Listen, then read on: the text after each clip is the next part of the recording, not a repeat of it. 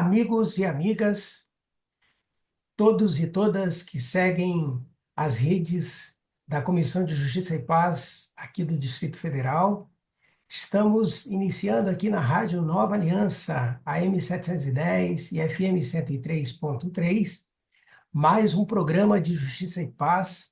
Este programa que sempre você está acostumado e acostumada a acompanhar aqui na Rádio Nova Aliança e nas redes da comissão.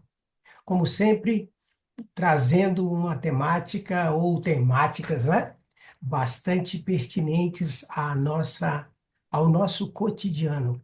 Sou Vicente Sérgio, integrante da Comissão de Justiça e Paz aqui do Distrito Federal, e hoje tenho aqui a grata satisfação de ter comigo e com todos nós e com todas um grande amigo, amigo de longa data, professor Pedro Gontijo. Como está, meu caro? Olá, Vicente Sérgio. Eu estou bem, graças a Deus. É um prazer estar aqui contigo e com todos os ouvintes, com todas as ouvintes. Prazer compartilhar um pouco de algumas reflexões. Que beleza, satisfação nossa em tê-lo aqui conosco. Pedro, professor Pedro Gontijo, professor doutor em filosofia, professor da Universidade de Brasília, integrante do Centro de Assessoria de Apoio às Iniciativas Sociais, o CAIS, e esteve colaborando com o tempo na Comissão de Justiça e Paz da CNBB, órgão vinculado à CNBB. Portanto, tem toda uma bagagem para nos ajudar a conversar um pouquinho sobre estes momentos que estamos vivendo aí, com estes novos, com essas novas realidades, digamos assim, ou essa nova realidade geopolítica. Obviamente que não vamos tratar disso diretamente, mas vamos tratar de algumas questões que, né, que estão sendo consequência dessa nova realidade geopolítica. Pedro, não é de hoje, obviamente, que a igreja e que o espaço eclesial e o espaço cristão católico, como também outros espaços, também a filosofia, obviamente, trata das questões pertinentes à condição da humanidade, né? E também a sua atuação no espaço em que se vive, no espaço do nosso cotidiano. Vem aí uma campanha da fraternidade, que em outros programas futuros vamos falar mais detidamente sobre a temática que lá está colocada, que tem a ver com este debate do homem e do espaço onde ele vive, a ecologia integral. Mas estamos também vivendo agora uma realidade geopolítica em que questões importantes, tais como direitos humanos, o esforço para a realidade da paz e também o cuidado com o ambiente, tá meio complicado, né? Tá meio difícil de segurar. O que que você pensa sobre isso? Olha, Vicente Sérgio, eu acho que é de extrema importância, né? Eu acho que cristãos e cristãs de qualquer denominação precisam ser pessoas que têm uma postura diferente nesse nosso mundo no que se refere ao resto. Para ser sal, para ser fermento, né? Você não tem que ser, você se mistura na massa, mas é você que provoca transformações. E eu acho que a mensagem do Evangelho, ela, em cada momento histórico, ela precisa ser atualizada de acordo com os desafios das épocas, né? E nós vivemos realmente, como você bem disse, uma série de desafios, né? Algumas pessoas têm uma percepção, às vezes, do tempo de uma forma como se a sociedade estivesse melhorando, né, ao longo dos séculos. Essa é, muitas vezes, uma visão meio iludida, né?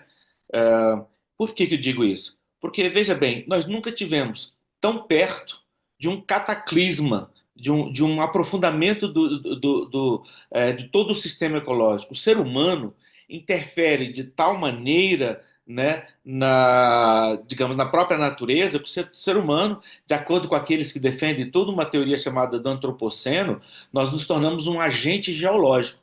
Aquelas mudanças que demoravam milhares de anos, o modo como nós, seres humanos, estamos intervindo está acelerando muito os processos de transformações climáticas no planeta, né? Sem falar em toda a problemática de que nós somos a espécie que mais mais provoca a extinção de outras formas de vida no planeta, né? Então, nós não temos conseguido, enquanto maioria da humanidade, estabelecer uma relação de coexistência com as outras formas de vida, seja do mundo vegetal, seja do mundo animal, nós não temos conseguido, né? Entre os demais animais, eles se seguem os seus ciclos, e isso na história vão tendo os seus equilíbrios, momentos de desequilíbrio e equilíbrio. Nós somos aqueles que estamos provocando cada vez mais, de forma progressiva, um desequilíbrio que talvez daqui a pouco pode não ter volta, né? Pelo menos para nós mesmos. Então, para dizer assim, desculpa se me delonguei muito, mas nós estamos realmente no momento em que o testemunho que precisa ser dado para aqueles que de alguma maneira eu diria são cristãos é bastante desafiador e talvez bem diferente de outras épocas, onde questões como essas não tinham visibilidade, ou melhor, a gente sequer tinha esses problemas de forma crônica como hoje. Perfeito, perfeito. E como é que esta situação toda se liga, por exemplo, ao debate de direitos humanos hoje?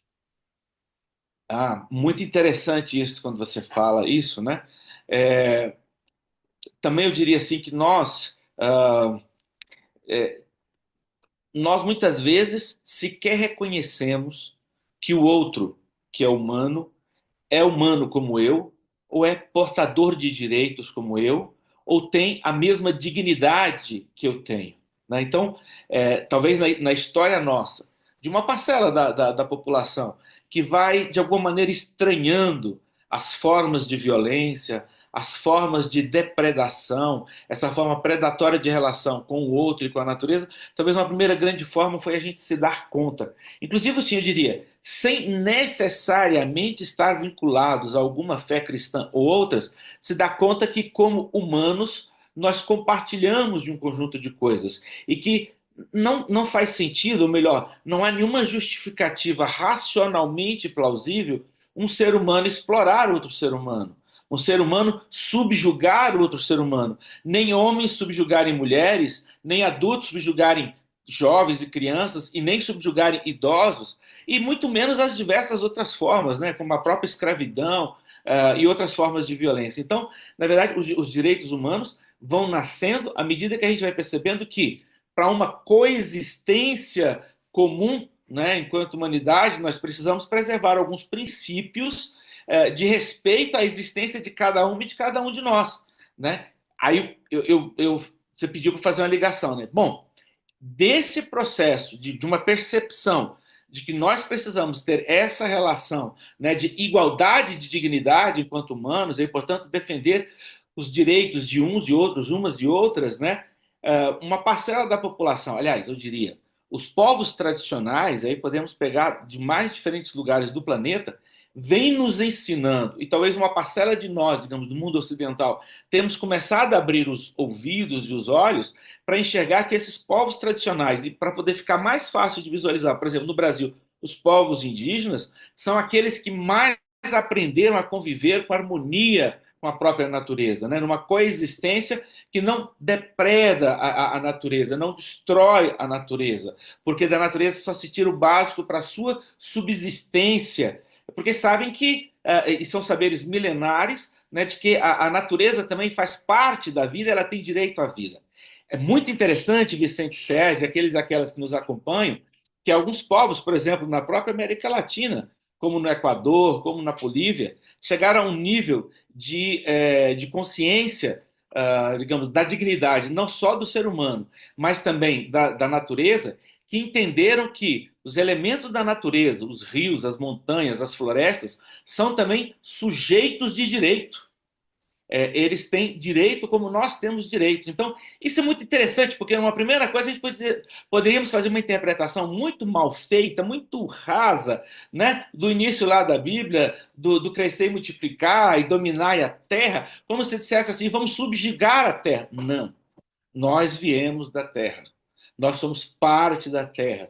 Aquilo que compõe o nosso organismo é aquilo que compõe o organismo do planeta Terra, aquilo que compõe o universo. Nós somos uma parte desse todo. E aí, esses povos, e outros mais pelo planeta, mas para ficar nesses dois povos que eu citei, né, povos da Bolívia e do Equador, consideraram tão importante o declarar a natureza como portadora, com sujeitos portadores de direito, que está até na Constituição essa compreensão, sabe? Então, na construção do que pode se chamar assim de um bem viver, é um bem viver que inclui não só um bem-estar nosso de humanidade, mas também dos próprios elementos da natureza, né? Como eu disse, rios, florestas, montanhas, são todos portadores de direito. Eu acho que essa é a ligação que eu consigo fazer, não só direitos humanos, mas direito, eu diria, de todos os terranos, ou seja, de todos aqueles que coexistem no planeta Terra. Perfeito, perfeito. Inclusive, a gente pode pensar também, Pedro, nessa linha que você nos apresenta e nos faz refletir, o próprio direito à terra, não é? Estamos aí vendo uma realidade, por exemplo, que aí tem a ver com o que eu vou te perguntar daqui a pouco, a questão da cultura de paz, as guerras que fazem com que as pessoas tenham um processo migratório terrível, desumano, não é? Absurdamente desumano, porque se você olha aí as imagens, são lá na Palestina, aquela fila enorme de pessoas que você olha e acha aquilo inimaginável, as pessoas tentando voltar para suas casas, ou aqueles que estão morrendo aí no meio dos mares na tentativa de sair de um continente e chegar em outro, não é? E agora esta realidade toda que estamos vivendo de uma nova geopolítica que não considera o imigrante como alguém, não é? Portanto, lhe tira o direito, a possibilidade desse exercício à terra, né? Essa é uma questão também muito decorrente disso que você está falando, né? E Com me parece que isso tem tudo com um debate sobre como viver essa questão que você colocou aí do bem viver, né? Do bem viver, como viver esse processo de uma cultura que deveria ser eminentemente de paz. Não fomos criados para a guerra, né, Pedro? É, Temos algo que subjaz ao nosso puro instinto, não? com certeza. Eu diria que somos seres culturais, né? A gente não pode explicar o nosso comportamento, né, por outra razão que não seja o próprio uso da razão. E a razão, ela pode ser tanto utilizada, a razão humana, para construir o bem comum, como ela pode ser utilizada também para se fechar num egoísmo, num egocentrismo e querer reinar sobre os outros, subjugar os demais. E no planeta Terra nós temos aí, ao longo da história, a história do povo de Deus mostra muito disso, né? A história do povo na Bíblia, como que ao longo dos tempos, em diferentes povos, a gente sempre assiste a tentativa de alguns de dominarem os demais, de subjugarem os demais, e não tratar os seres humanos dentro de uma igualdade, como eu disse, de dignidade, né? É inadmissível. Nós não temos problema no planeta Terra de falta de recursos que pudesse justificar que uma parcela das pessoas que vivem no planeta passem fome. A fome só existe porque é decisão humana. Um agricultor só falta terra para pessoas trabalharem na terra porque há decisões humanas. A população de Gaza, que você lembrou bem, dos palestinos, que estão retornando para um nada. Por quê? Porque suas casas, suas moradias, suas cidades foram completamente destruídas numa ação, como você bem disse, extremamente desumanas, algo que fere a dignidade do ser humano, eu diria fere a dignidade da coexistência no planeta. Né? Não há precedentes, eu diria assim, na história do planeta, de uma espécie que faz aquilo que o ser humano faz em termos de maldade contra os próprios da espécie humana e contra outras espécies, né, do planeta. Então você tem razão. E tem uma preocupação muito grande no momento, porque essa postura, não só contra o migrante, mas contra o outro que é diferente de mim, aquele que não é idêntico. Na verdade, ninguém é idêntico. Mas, digamos, existem linhas imaginárias, que são as linhas políticas que dividem os países, né? São absolutamente imaginárias. Quando você vai olhar a história, né? Você vai pegar uma parte dos Estados Unidos, se fosse há 200 anos atrás, uma parte, de repente, era do México. Você vai pegar, em cada canto, você vai encontrar a história dessas lutas. Pois bem, num dado momento se fixou, normalmente pelo uso da força, esses limites, e de repente começa a se fazer também um processo de impedir que as pessoas possam estar ali. Tem mais. Os poderosos fazem o quê? Vão lá, colonizam uma série de povos, extraem suas riquezas. Veja o que aconteceu na história do Brasil, né? Da extração do pau-brasil, da extração do ouro, de uma série de produções da cana-de-açúcar, do café. E a gente poderia, até hoje, nós somos um grande exportador de alimentos para o mundo, enquanto nós temos ainda muita gente que passa muita necessidade, ainda temos pessoas com fome no Brasil. Isso se repete em vários lugares do planeta Terra. Nós cristãos, acredito eu, somos chamados a dar um testemunho diferente.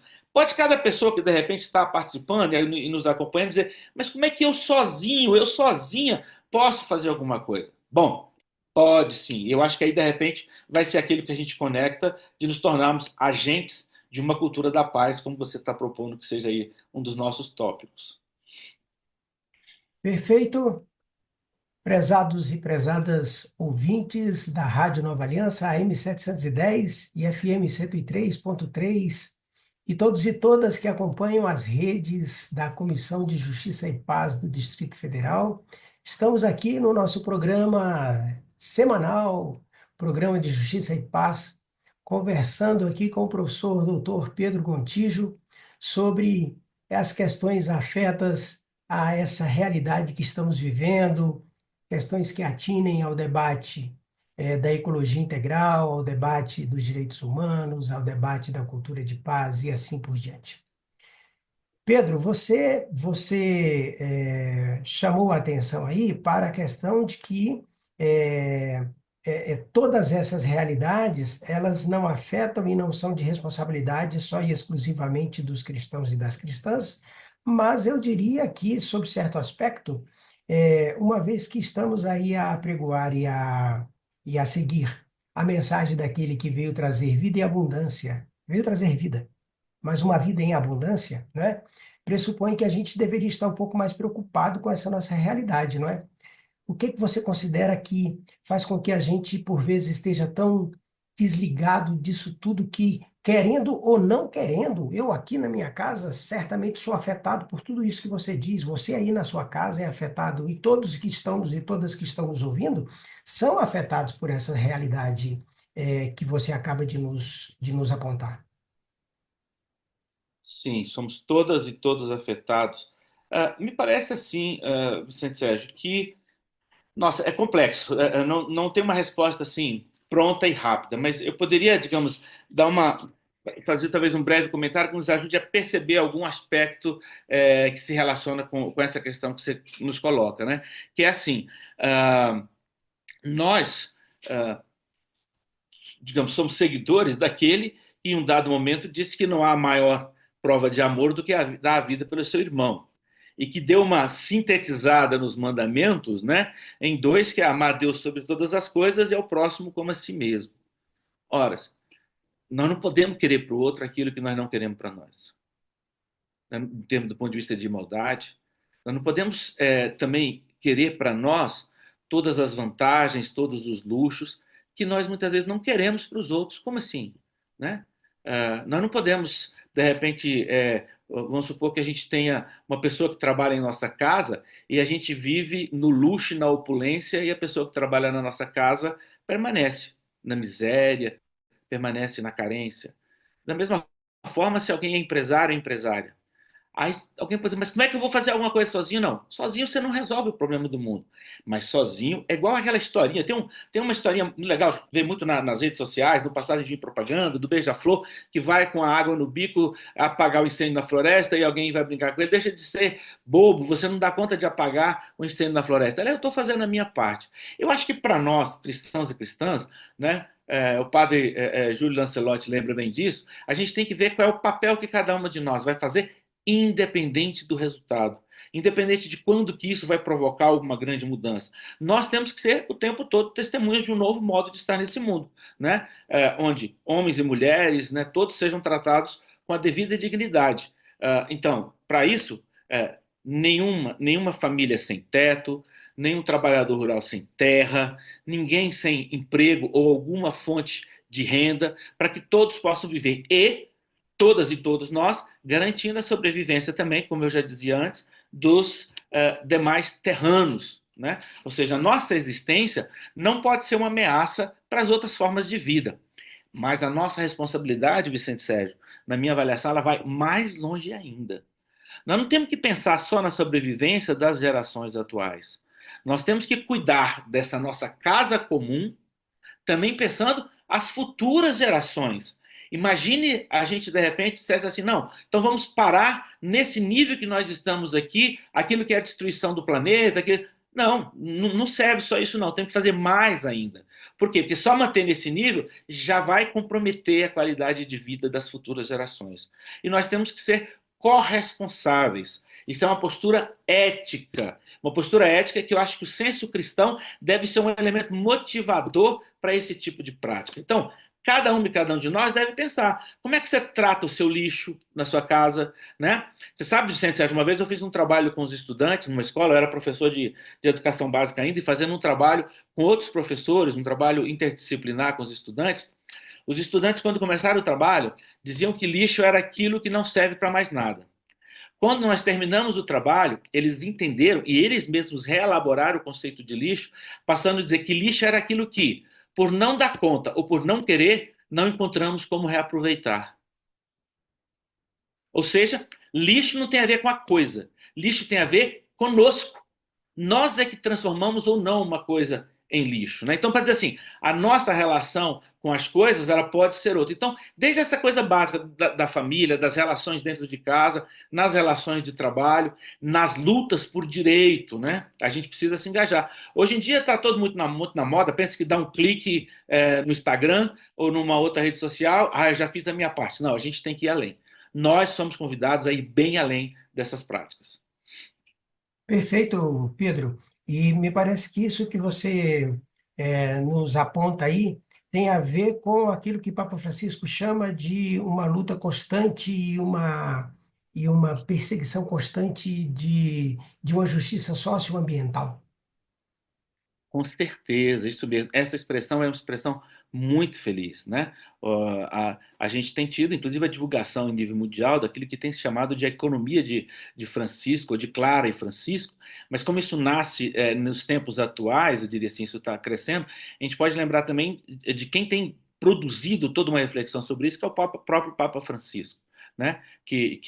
Inclusive que constrói essa belíssima, né, mensagem da Laudato Si, que nos faz pensar, ou seja, a Laudato Si é muito mais radical do que eu, que já tive muito envolvido em muita atividade, digamos, no meio político, sindical e outras áreas, é muito mais radical do que quase qualquer outro discurso que eu já vi ao longo do tempo aí em muitas organizações. Por quê? Porque brota de uma própria concepção da existência humana.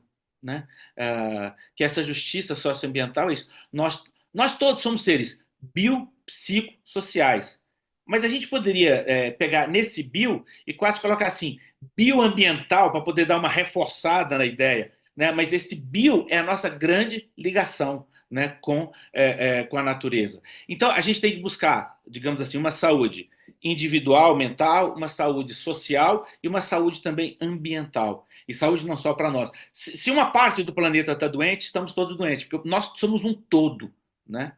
Então, por isso que é importante que a gente tenha essa visão da justiça socioambiental. Então, ninguém sem casa, nenhum trabalhador sem condição de viver com dignidade, nenhum trabalhador do campo sem um pedaço de terra para poder trabalhar. Acho que o Papa Francisco tem insistido muito, né, nesse tipo de questão, e cada um de nós tem que encontrar ali, na sua cidade, no seu bairro, na sua rua, como é que você pode fazer alguma coisa, porque quando a gente tiver milhões de pessoas, cada uma fazendo uma coisinha, será 1 milhão de coisas sendo feitas. Perfeito, perfeito. Prezados e prezadas ouvintes da Rádio Nova Aliança AM 710 e FM 103.3 e todos e todas que seguem as redes da Comissão de Justiça e Paz. Estamos aqui no nosso programa de Justiça e Paz semanal, conversando com o professor Pedro Gontijo sobre uma série de questões que afetam a nossa condição de cidadania, de cidadãos, mas efetivamente o nosso espaço e as exigências do nosso espaço cristão católico. Pedro, nós estamos fechando o nosso tempo, mas gostaria de fazer agora um link com aquilo que você disse agora há pouco, que é o debate do bem viver, herança de cultura e de conhecimento nosso ancestral, não é? Que muitos de nós não conhecem.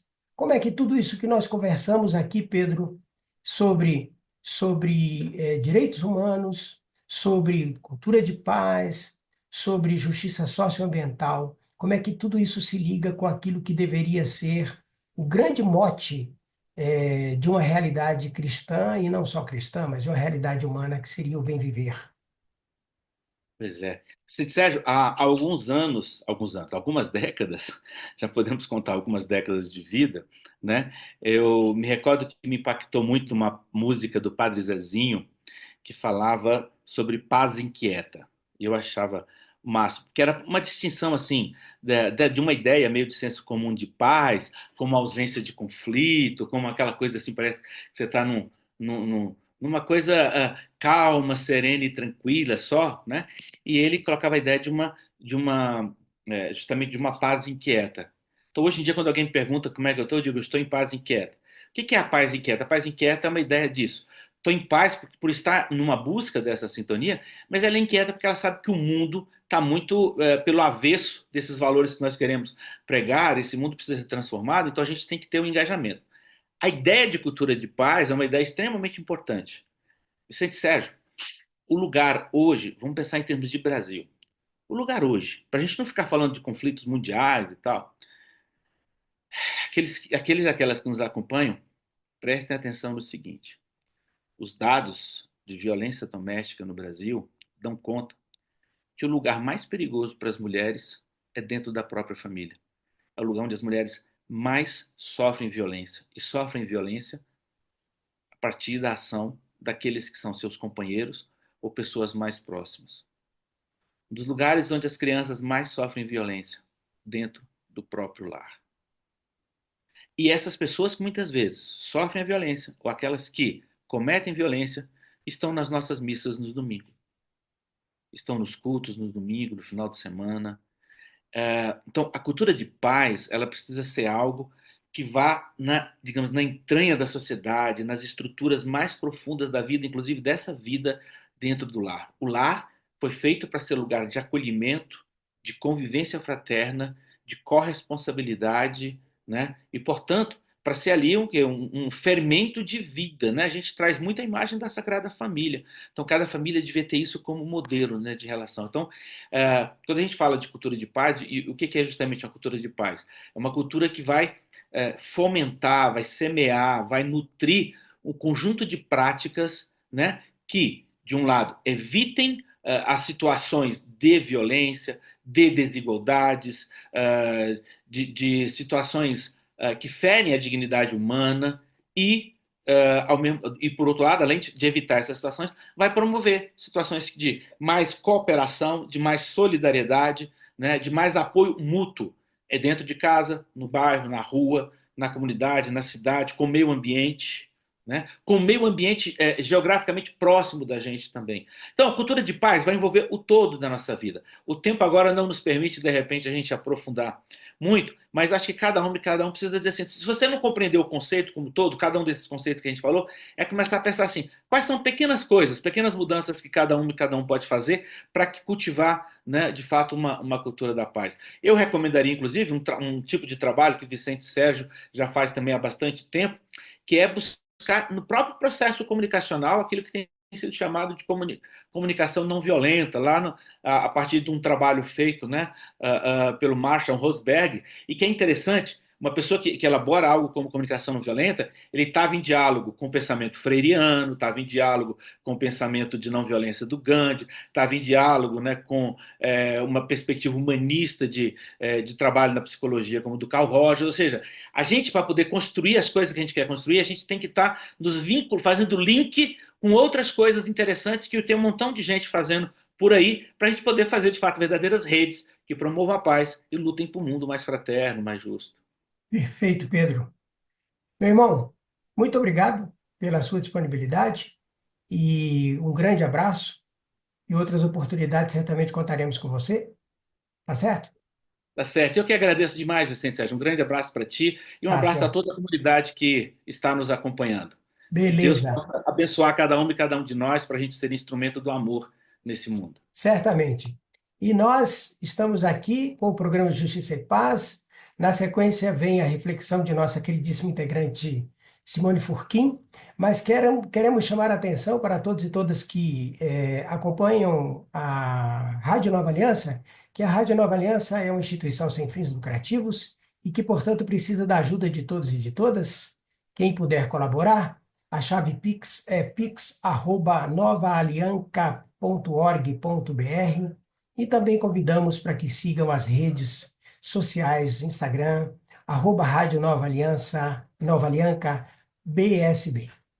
Um grande abraço para todos e para todas e até o próximo programa de Justiça e Paz. Até mais!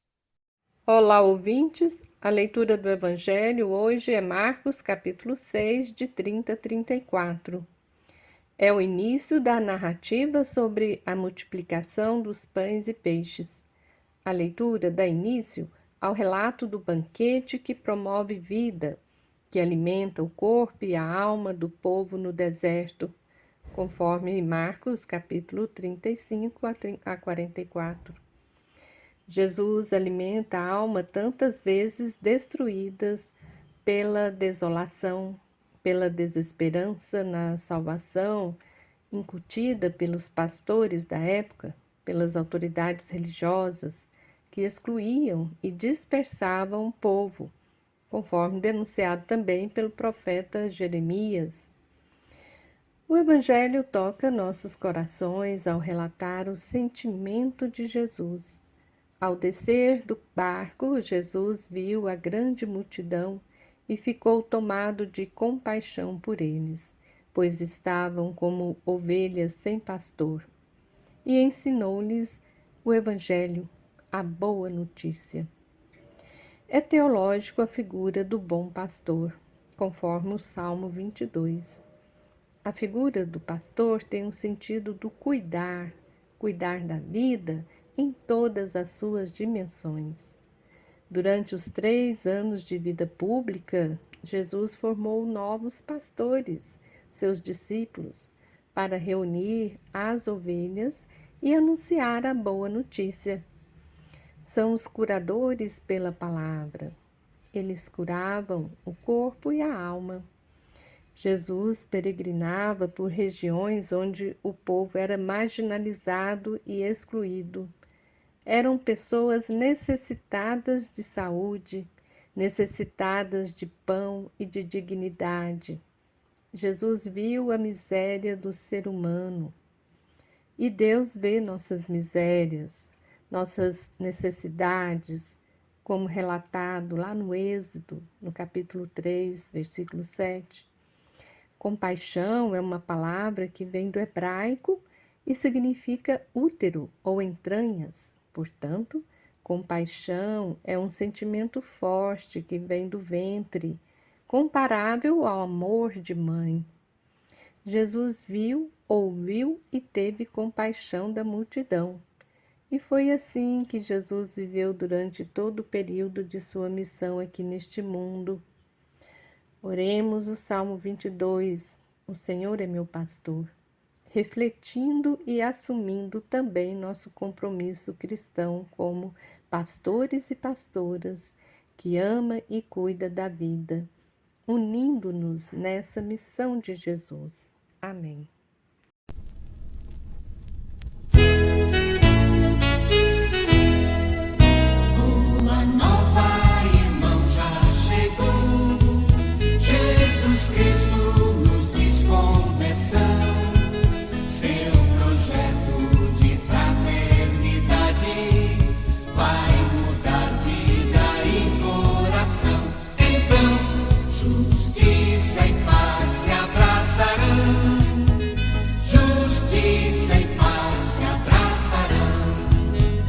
Justiça e